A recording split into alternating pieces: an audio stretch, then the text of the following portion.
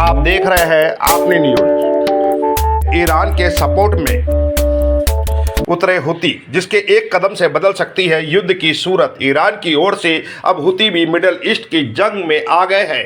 अगर हुती इजराइल के बाद अब रेड सी के जहाज़ों को निशाना बनाते हैं तो युद्ध की सूरत बदल सकती है। मिडिल ईस्ट की जंग में अब यमन के हुती की भी एंट्री हो गई है। हुती ईरान के सपोर्ट में युद्ध के मैदान में उतरे हैं और उन्होंने इजराइल पर मिसाइलों से अटैक भी किया।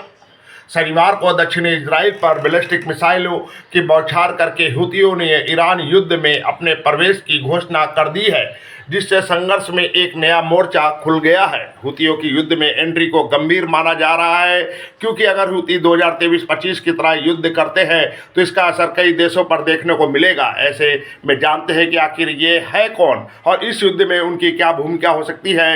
हुती है कौन? हुती यमन का एक राज्य और सैन्य समूह है जो 2000 के दशक में उभरा और अब उत्तरी यमन के अधिकांश हिस्से पर नियंत्रण रखता है।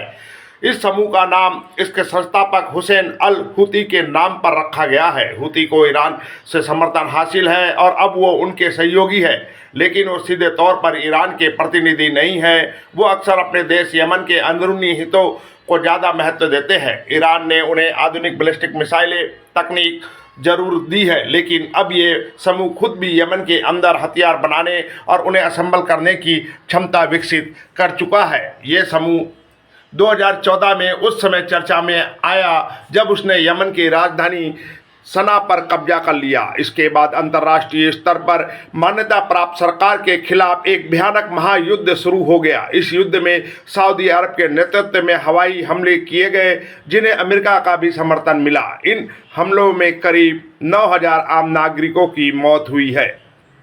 समूह के बाद में अमेरिका की लगातार 2 सरकारों की तरफ से बमबारी का सामना करना पड़ा है।